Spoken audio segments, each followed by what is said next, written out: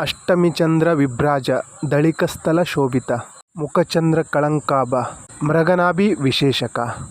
ಈ ಲಲಿತಾ ಸಹಸ್ರನಾಮ ಏನಿದೆ ಅದು ಲಲಿತೆಯ ಸುಂದರತೆ, ಲಾಲಿತ್ಯ. ದೇವಿಯ ಲಾಲಿತ್ಯ ಏನಿದೆ ಅದರ ಸುಂದರತೆ, ಪ್ರಕೃತಿಮಯಿ, ವರ್ಣಮಯಿ, ಕಲಾಮಯಿ, ಗುಣಮಯಿ ಒಂದು ಆಕಾರ.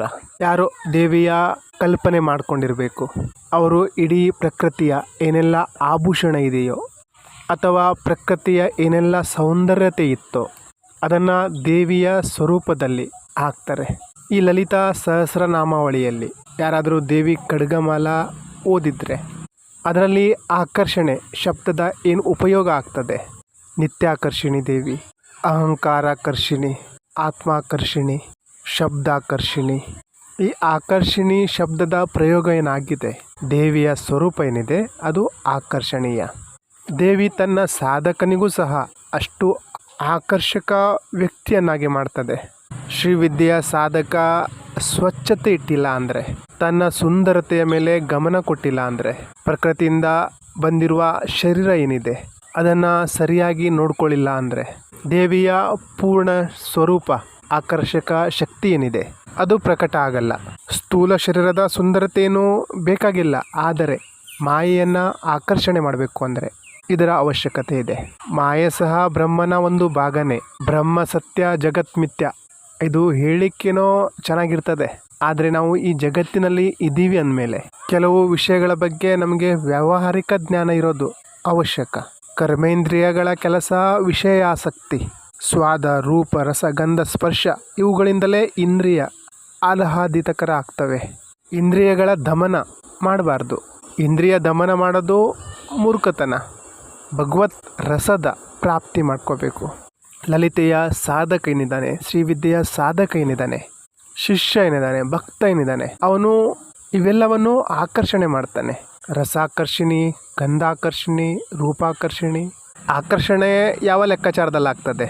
ಅವನೊಳಗೆ ಕಲೆಯ ಪ್ರಾಕಟ್ಯ ಆಗ್ತದೆ, ಅವನೊಳಗೆ ಭಾವಚಿಂತನೆಯ ಪ್ರಾಕಟ್ಯ ಆಗ್ತದೆ. ಅವನು ಒಂದು ತರ್ಕದಲ್ಲಿ ಹೋಗ್ತಾನೆ, ನಾನು ದೇವಿಯ ಸಾಧನೆ ಭಕ್ತಿ ಯಾವ ರೀತಿ ಮಾಡಬೇಕು. ಅವನು ತನ್ನ ತರ್ಕನ ಸೂಕ್ಷ್ಮದಲ್ಲಿ ತಗೊಂಡು ಹೋಗ್ತಾನೆ.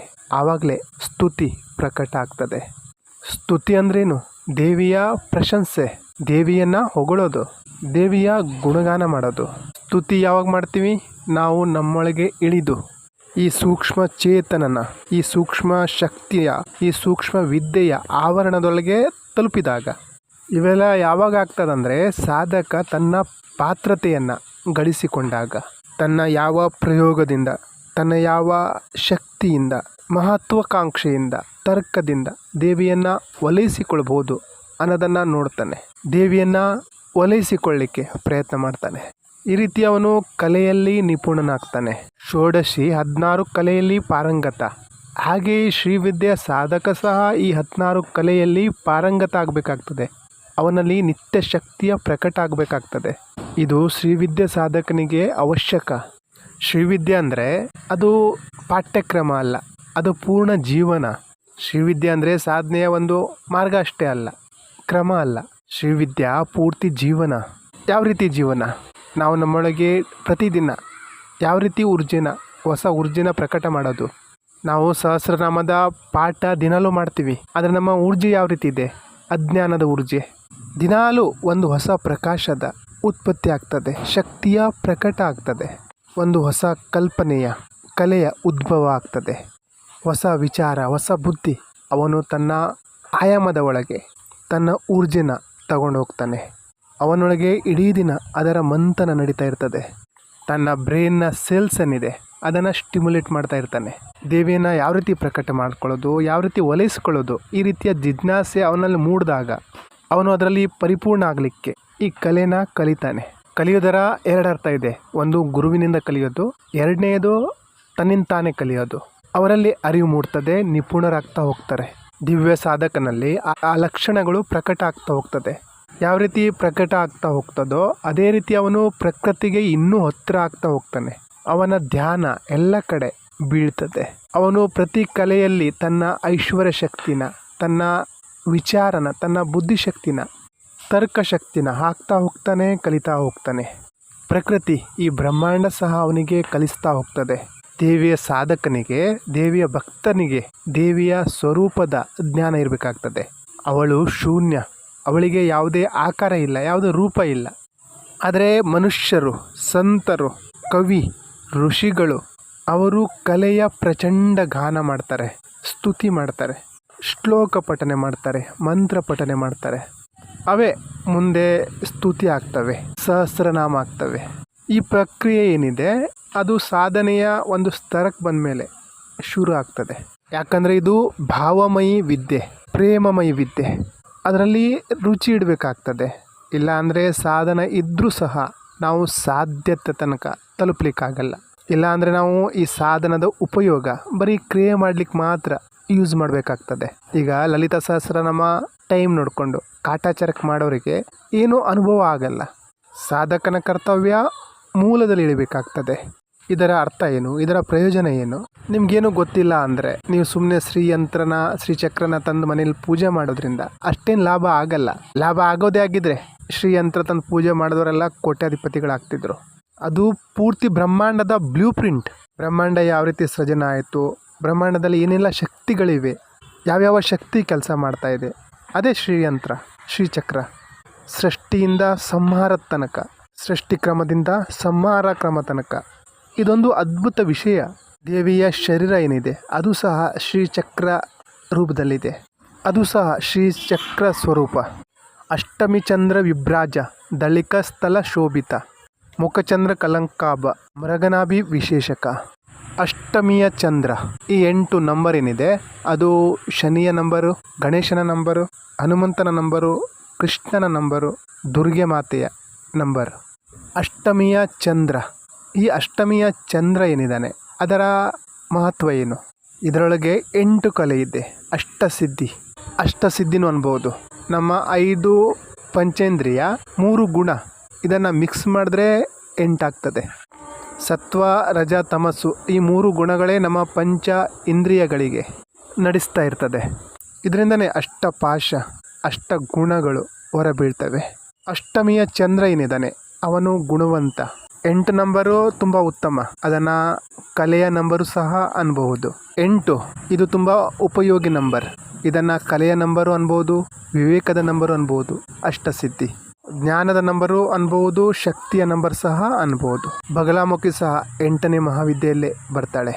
ಇದು ಶನಿಯ ನಂಬರ್ ಸಹ ದಂಡನಾಯಕ. ಇದು ಕಲೆಯನ್ನು ಪೂರ್ಣ ಮಾಡುವ ನಂಬರ್. ಅಷ್ಟಸಿದ್ಧಿ ಇದು ಸಿದ್ಧಿಯನ್ನು ಪೂರ್ಣ ಮಾಡುವ ನಂಬರ್. ಅಷ್ಟಮಿ ಚಂದ್ರ ವಿಭ್ರಾಜ ದಳಿಕ ಸ್ಥಳ ಶೋಭಿತ. ಅಷ್ಟಮಿಯ ಚಂದ್ರ ಏನು ಪ್ರಕಾಶಮಾನ ಆಗಿರ್ತಾನೆ ಅವನಲ್ಲಿ 8 ಕಲೆಗಳಿರ್ತವೆ. ಇನ್ನು 8 ಕಲೆ ಅಪ್ರಕಾಶ ಆಗಿರ್ತದೆ. ಒಟ್ಟು 16 ಕಲೆಯಲ್ಲಿ ಚಂದ್ರ ವಿಭಾಜಿತನಾಗಿರ್ತಾನೆ. ಅದರಲ್ಲಿ 8 ಕಲೆ ಜಾಗೃತ ಮಾಡಬೇಕು. ಅಂದರೆ ಚಂದ್ರನ 2 ಸ್ತರ ಏನಿದೆ ಅದು ಅಷ್ಟಮಿಯ ದಿವಸ ಆಗ್ತದೆ.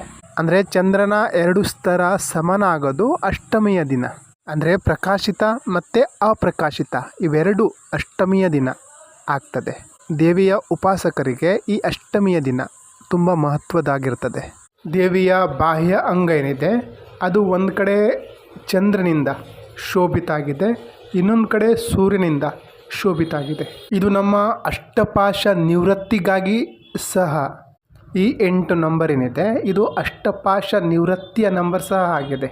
ಅಷ್ಟಮಿ ಒಳಗೆ ಬರುವಂತಹ 8 ಗುಪ್ತ ಕಲೆ ಏನಿದೆ ಅದು ಶೂನ್ಯದ ಆ ಕಡೆ ಇದೆ. ಈ ಕಡೆ ಕಾಣ್ತಾ ಇರುವ ಚಂದ್ರ ಅಂದರೆ ಈ ಬ್ರಹ್ಮಾಂಡದ ಚಂದ್ರ 8 ಕಲೆ ಏನಿದೆ ಆ 8 ಈ 8 ಸೇರಿದ್ರೆ ಷೋಡಶಿ ಆಗ್ತದೆ. ಷೋಡಶಿ ಕಲೆ ಆಗ್ತದೆ, ಷೋಡಶಿಯ ಸ್ವರೂಪ ಆಗ್ತದೆ. ಮುಖಚಂದ್ರ ಕಳಂಕಾಭ ಮೃಗನಾಭಿ ವಿಶೇಷಕ.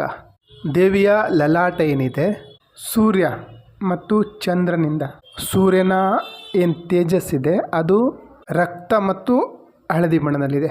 ಅದನ್ನು ನಾವು ಸಿಂಧೂರ ವರ್ಣ ಅಂತೀವಿ.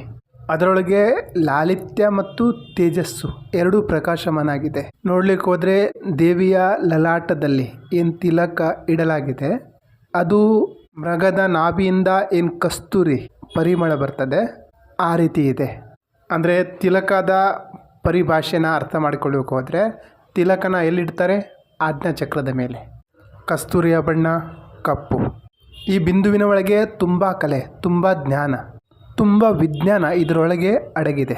ಹಾಗಾಗಿ ಅಲ್ಲಿನ ಆಭಾಮಂಡಲ ಏನಿದೆ ಅದು ದೇವಿಯ ಕಪೋಲದಲ್ಲಿ ಕಾಣ್ತಾ ಇದೆ. ಈ ಕಸ್ತೂರಿಯ ಉಪಯೋಗ ಜಾಸ್ತಿ ಈ ಆಕರ್ಷಣ ವಶೀಕರಣ ವಿದ್ಯೆಗೆ ಉಪಯೋಗ ಆಗ್ತದೆ. ಸಂಮೋಹನ ಮಾಡಲಿಕ್ಕೆ ಕೆಲಸಕ್ಕೆ ಬರ್ತದೆ. ಯಾಕಂದರೆ ಅದರ ಸುಗಂಧ ಏನಿದೆ ಅದು ತುಂಬ ತೀವ್ರ.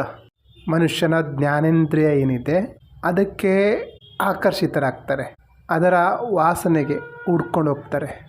ಇದು ಸೌಗಂಧಿಕ ಕಲೆ. ಇದನ್ನು ಇನ್ನೊಂದು ಅರ್ಥದಲ್ಲಿ ತಿಳ್ಕೊಳ್ಳಿಕ್ಕೆ ಹೋದರೆ ಇದರ ಸುಗಂಧ ಮಾತ್ರದಿಂದ ಇಡೀ ಬ್ರಹ್ಮಾಂಡ ಸುವಾಸಿತ ಆಗ್ತದೆ.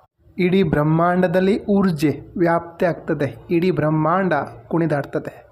ಆ ರೀತಿ ದೇವಿಯ ಕಪೋಲ ಇದೆ ಅನ್ನೋದನ್ನು ಇಲ್ಲಿ ಅರ್ಥ ಮಾಡ್ಕೊಳ್ಬಹುದು. ದೇವಿಯ ಮುಖ ಚಂದ್ರನಂತಿದೆ. ಅದರಲ್ಲಿ ತಿಲಕ ಯಾವ ರೀತಿ ಇದೆ? ಮೃಗನಾಭಿ ವಿಶೇಷಕ. ಚಂದ್ರನ ಒಳಗೆ ಕಳಂಕ ಪ್ರಕಟ ಆದಾಗ ಏನು ಬ್ಲ್ಯಾಕ್ ಸ್ಪಾಟ್ ಕಾಣ್ತದೆ. ಆ ರೀತಿ ದೇವಿ ಮುಖ ಚಂದ್ರನ ಸಮಾನ. ಅದರ ಮೇಲುಗಡೆ ಏನು ಕಪ್ಪು ಚುಕ್ಕೆ ಬರ್ತದೆ ಅದಕ್ಕೆ ದೇವಿಯ ಹೆಸರನ್ನು ಮೃಗನಾಭಿ ವಿಶೇಷಕ ಅಂದಿದ್ದಾರೆ.